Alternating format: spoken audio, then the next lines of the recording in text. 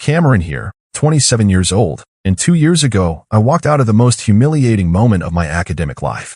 Professor Harrison Walsh had just told an entire classroom that I'd never make it in engineering, that my background was inadequate, and that I should reconsider whether graduate school was right for someone like me.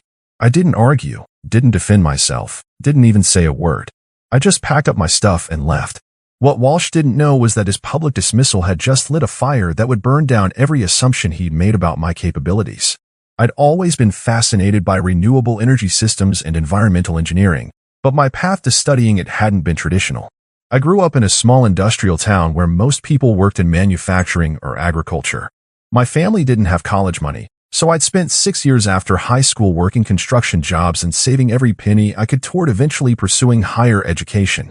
During those working years, I taught myself programming, studied engineering concepts online, and even designed a small solar installation for our family's workshop. I wasn't just dreaming about renewable energy, I was building real systems and learning through hands-on experience. When I finally had enough money saved to pursue a master's degree in environmental engineering, I felt ready to contribute meaningful perspectives to academic discussions. The program at State University had an excellent reputation for renewable energy research, and I'd been accepted based on my portfolio of self-directed projects and my demonstrated passion for sustainable technology. I knew I'd be competing with students who had traditional undergraduate engineering degrees, but I was confident that my practical experience would complement their theoretical knowledge. That's where I met Professor Harrison Walsh, the department's most respected faculty member and the person who would become my thesis advisor. Walsh had been at the university for 23 years, had published extensively on photovoltaic systems, and was considered one of the leading authorities on renewable energy integration. On paper, he was exactly the mentor I'd hoped to work with. But Walsh had very specific ideas about who belonged in graduate engineering programs and what constituted legitimate preparation for advanced study. From our first meeting, he made it clear that he viewed my background as insufficient and my admission to the program as questionable. He'd make comments about how academic rigor was different from tinkering in garages and how real engineering required mathematical foundations that couldn't be learned through YouTube videos. During my first semester, Walsh taught the core Renewable Energy Systems course that all students in our concentration were required to take. The class covered advanced topics like grid integration modeling, power electronics design, and economic optimization of renewable installations. I was excited to finally study these concepts in depth and contribute insights from my practical experience. But Walsh seemed determined to prove that students without traditional backgrounds didn't belong in his classroom. He'd call on me with increasingly difficult questions, not to encourage learning, but to demonstrate the gaps in my formal education. When I'd offer answers based on real-world experience, he'd dismiss them as anecdotal rather than scientific. When I'd ask questions about practical implementation challenges, he'd suggest that I focus on understanding theory before worrying about application. The other students began to notice Walsh's targeting, and some started avoiding association with me to protect their own standing in the program. A few were sympathetic, but most seemed to accept Walsh's assessment that I was struggling to keep up with the academic demands of graduate study. The situation reached a breaking point during our midterm presentations. Each student had to present a proposal for improving renewable energy adoption in a specific sector. I'd chosen to focus on distributed solar installations for small manufacturing businesses, drawing on my construction experience to identify practical barriers that theoretical models often overlooked. My presentation included detailed cost analyses, implementation timelines, and solutions for common installation challenges that I'd encountered while working on actual projects. I thought I'd done well connecting academic research with real-world application, demonstrating exactly the kind of practical perspective that my background could contribute to engineering discussions. Walsh's response was immediate and devastating. He said my presentation showed exactly why practical experience without rigorous academic training was insufficient for graduate-level work. He criticized my methodology, questioned my data sources, and suggested that my conclusions were based more on anecdotal observations than scientific analysis. But he wasn't finished. Walsh told the class that while hands-on experience had value, graduate engineering programs required students who could think systematically about complex problems rather than relying on trial-and-error approaches. He said some students came to graduate school thinking their work experience made them ready for advanced study, but that academic engineering demanded a level of theoretical sophistication that couldn't be developed outside formal educational settings. Then he delivered the line that would change everything between us. Looking directly at me, Walsh said that students who couldn't distinguish between practical tinkering and rigorous engineering analysis would struggle not just in graduate school, but in any career requiring genuine technical expertise. He suggested that I might want to reconsider whether graduate study was the right path for someone with my background and aptitude. The classroom was silent. Every student was looking at me, waiting to see how I'd respond to being publicly humiliated by the department's most influential professor. I felt my face burning with embarrassment and anger, but I also felt something else, a cold determination that Walsh had just made the biggest mistake of his academic career. I closed my notebook, gathered my materials, and walked out of that classroom without saying a word. I didn't defend myself, argue with Walsh's assessment, or try to salvage my standing in front of my classmates. I just left, knowing that words weren't going to change his opinion about my capabilities or worthiness.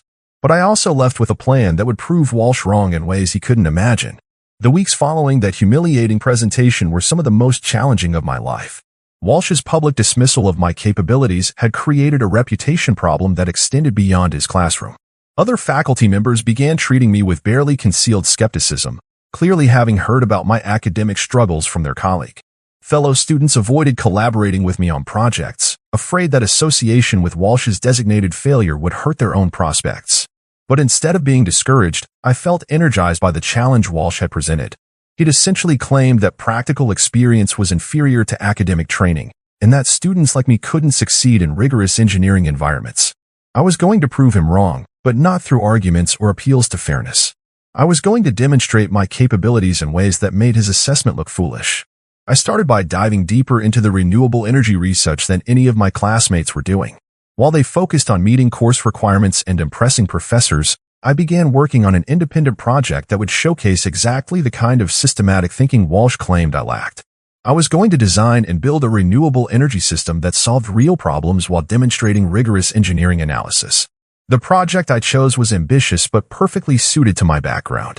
I wanted to create a modular solar microgrid system that could be rapidly deployed for disaster relief and remote community electrification. The system would need to be transportable, scalable, and robust enough to operate in challenging environments without specialized maintenance support. The engineering challenges were substantial. I needed to optimize power generation and storage for varying load profiles, design control systems that could operate autonomously, and create modular components that could be configured for different applications. Most importantly, I needed to document every design decision with the kind of rigorous analysis and mathematical modeling that Walsh claimed I couldn't perform. I spent my winter break working 16-hour days on system design, component selection, and performance modeling. I used advanced simulation software to optimize configurations, performed detailed economic analyses of different deployment scenarios, and created comprehensive technical documentation that met the highest standards of engineering practice. But I wasn't just working in isolation. I reached out to industry contacts from my construction years and connected with humanitarian organizations that might benefit from portable electrification solutions. I wanted to ensure that my academic project addressed genuine real-world needs rather than being purely theoretical. By the start of spring semester, I had a complete system design and had identified a nonprofit organization willing to field test my prototype for their disaster response operations. More importantly, I'd applied for and received a substantial grant from the Department of Energy to fund the construction and testing of my microgrid system. The grant application process had been rigorous and competitive, requiring detailed technical proposals, budget justifications, and letters of support from academic and industry partners. The fact that my proposal had been selected for funding meant that experts outside the university had evaluated my work and found it worthy of significant investment. When I submitted my grant award notification to the graduate program office as required by university policy, the response was immediate and revealing. The department chair called me in for a meeting to discuss my project and understand how I'd managed to secure such competitive funding as a first-year graduate student. During that meeting, I learned something that put Walsh's behavior in a new context. The department chair mentioned that Walsh had been struggling to secure research funding for his own projects over the past few years, and that several of his recent grant proposals had been rejected for lacking practical relevance or industry connections. The irony was perfect.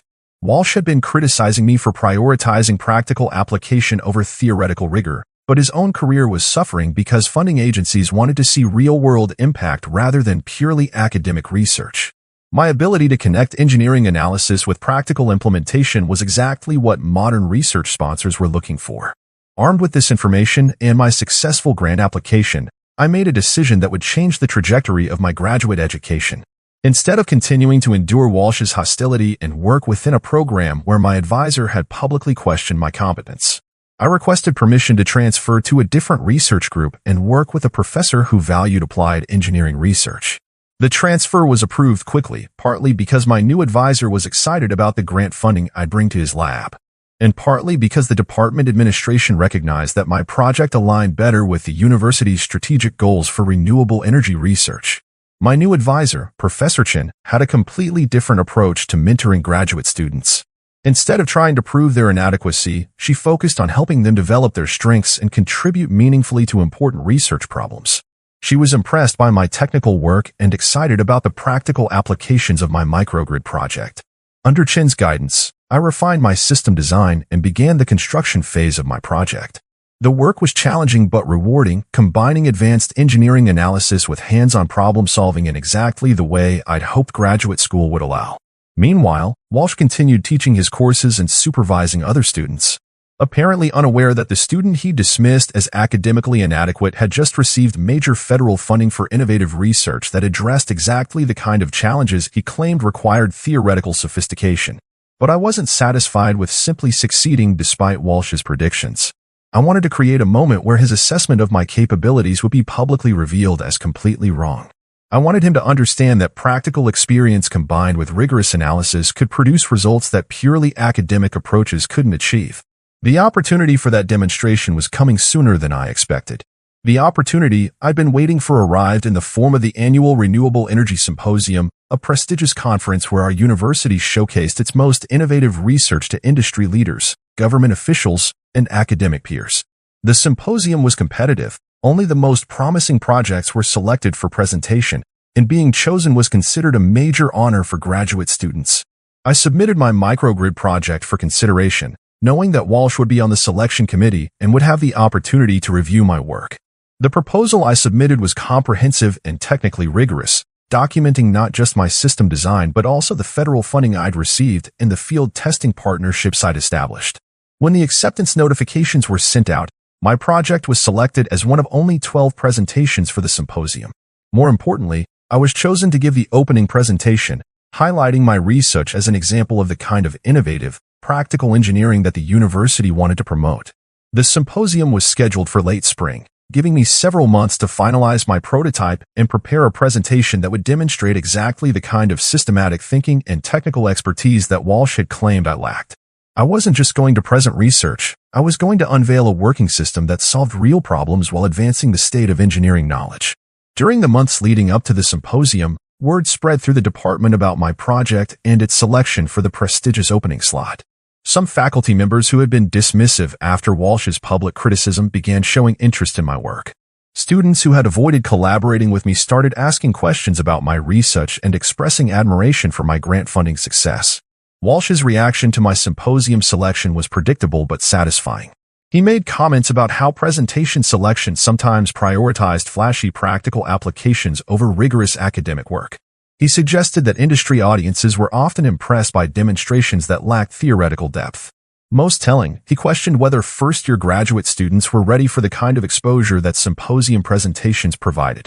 But his concerns were overruled by the department leadership, who recognized that my project represented exactly the kind of high-impact research that enhanced the university's reputation and attracted additional funding opportunities. They wanted to showcase work that combined academic excellence with practical relevance, and my microgrid project delivered both. As the symposium approached, I felt confident that my presentation would speak for itself. I'd spent months refining not just the technical content but also the educational aspects of my work. I wanted to demonstrate that practical experience could enhance rather than compromise academic rigor, and that real-world problem-solving required exactly the kind of systematic analysis that Walsh claimed to value. The day of the symposium arrived with perfect weather and an impressive attendance of nearly 300 participants, including representatives from major renewable energy companies, Department of Energy officials, and faculty from universities across the region. The opening presentation was scheduled for 9 a.m. in the main auditorium, with the entire symposium audience present. As I set up my presentation materials and prepared my prototype demonstration, I could see Walsh in the audience, sitting with other faculty members and looking skeptical about what he was about to witness. He had no idea that the student he'd publicly humiliated 6 months earlier was about to deliver the kind of presentation that would establish a reputation and launch a career. My presentation began with a clear problem statement about the challenges of providing reliable electricity for disaster relief and remote community development. I explained how existing solutions were either too expensive, too complex, or too unreliable for rapid deployment in challenging environments. Then I presented my solution, a modular microgrid system that could be transported in standard shipping containers, assembled by non-specialists in under 4 hours, and configured for different power requirements and environmental conditions. The system incorporated advanced power electronics, intelligent control algorithms, and robust energy storage, all designed using the rigorous engineering analysis that Walsh claimed I couldn't perform. But the real impact came when I demonstrated the working prototype I brought to the symposium. The system powered the auditorium's lighting and sound equipment while I explained its technical specifications, performance characteristics, and economic advantages over alternative approaches. The audience could see that this wasn't just theoretical research, it was a functioning solution to important real-world problems. I concluded my presentation by discussing the field testing partnerships I'd established and the deployment plans for disaster relief applications. I showed videos from recent testing where my system had successfully provided emergency power for a humanitarian organization's relief operations, demonstrating measurable impact beyond academic publications. The response was overwhelming. The audience gave me a standing ovation, and the question and answer session lasted nearly 30 minutes as industry representatives, government officials, and fellow researchers asked detailed technical questions and expressed interest in collaboration opportunities. During the networking session that followed, I was approached by representatives from 3 major renewable energy companies interested in licensing my technology, 2 Department of Energy program managers discussing expanded funding opportunities, and several university faculty members proposing research collaborations. But the most satisfying moment came when Walsh approached me after most of the crowd had dispersed. His expression was a mixture of surprise, grudging respect, and what looked like embarrassment as he realized that the student he'd dismissed as inadequately prepared had just delivered the most impressive presentation of his academic career. He congratulated me on my success and made some generic comments about being glad to see that I'd found my direction in graduate school. He avoided any reference to his previous assessment of my capabilities or acknowledgement of how wrong he'd been about my potential. I thanked him politely but didn't engage in extended conversation. There was nothing more to say. My work had spoken louder than any words could, and his assessment of my abilities had been publicly and decisively contradicted by the enthusiastic response from experts who actually understood the value of combining practical experience with rigorous analysis. That presentation established my reputation in the renewable energy field and opened doors that would define my career trajectory for years to come. The immediate aftermath of the symposium was transformative beyond anything I could have anticipated. Within days of my presentation, I received formal offers from 2 major renewable energy companies for summer internships that would accelerate my career development significantly. More importantly, 3 different universities reached out about potential PhD opportunities with full funding and research assistantships focused on expanding my microgrid work. But the most satisfying development was watching how my success changed the dynamics within my own department. Faculty members who had been cool or dismissive after Walsh's public criticism of my capabilities suddenly wanted to discuss collaboration opportunities. Students who had avoided working with me began asking for advice about grant applications and industry connections. The department chair called me into her office 2 weeks after the symposium to discuss my future plans and the university's interest in supporting my continued research. She mentioned that my work was attracting positive attention from donors and industry partners who were considering increased support for the renewable energy program. During that conversation, she also revealed something that confirmed what I'd suspected about Walsh's motivations. She explained that Walsh had been under pressure from the administration to demonstrate more practical relevance in his research and to improve his success rate with grant applications. His criticism of my practical approach may have reflected his own frustration with funding agencies increasing emphasis on real-world impact over purely theoretical work. The irony was that my success was exactly what the department needed to enhance its reputation and attract the kind of support that would benefit all faculty members, including Walsh. By combining rigorous engineering analysis with practical problem-solving, I demonstrated the approach that modern research sponsors wanted to fund. 3 months after the symposium, I made a decision that would permanently alter my relationship with Walsh and the university. I accepted an offer to pursue my PhD at MIT with a prestigious fellowship that would fund my research on next-generation microgrid technologies. The opportunity would allow me to work with leading researchers while continuing to develop practical applications for my innovations. Before leaving, I was invited to present my work at the department's end-of-year research showcase, where faculty and students would review the accomplishments of the past academic year. This would be my final presentation as a student in Walsh's department, and I wanted to make it count. My presentation focused on the broader implications of my research and the importance of bridging the gap between academic engineering and real-world implementation.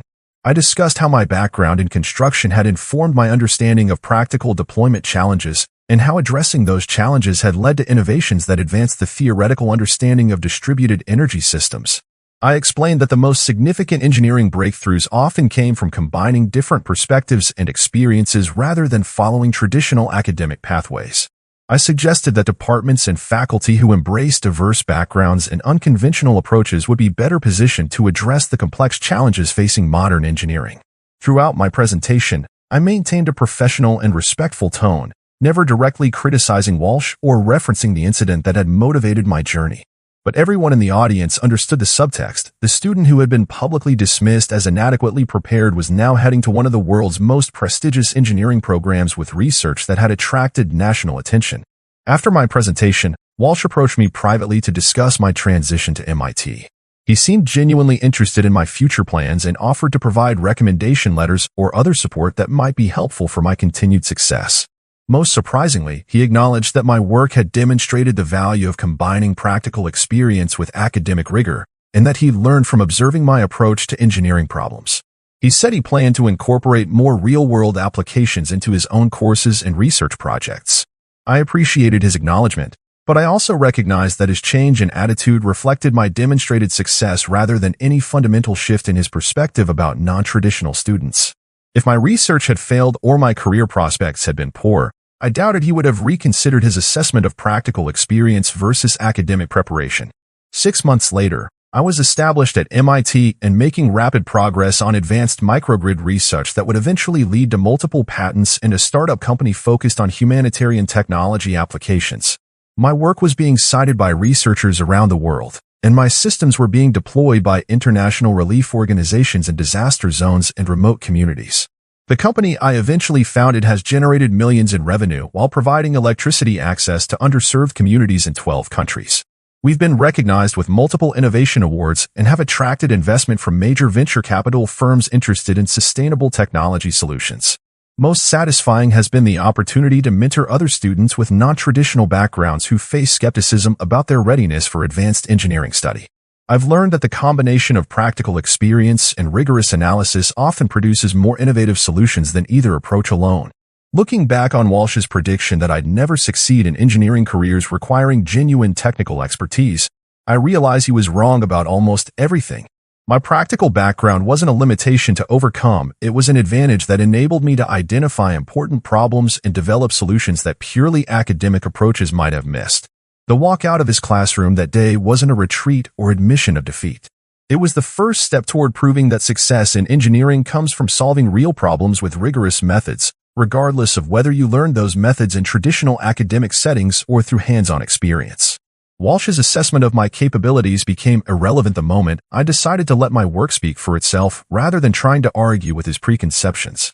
Sometimes the best response to academic prejudice isn't confrontation, it's demonstration that excellence can emerge from unexpected backgrounds and unconventional paths. The professor who said I'd never make it was ultimately right about one thing.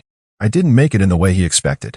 I made it in ways that exceeded his imagination and redefined what success could look like for students with determination, creativity, and the courage to prove doubters wrong through action rather than words.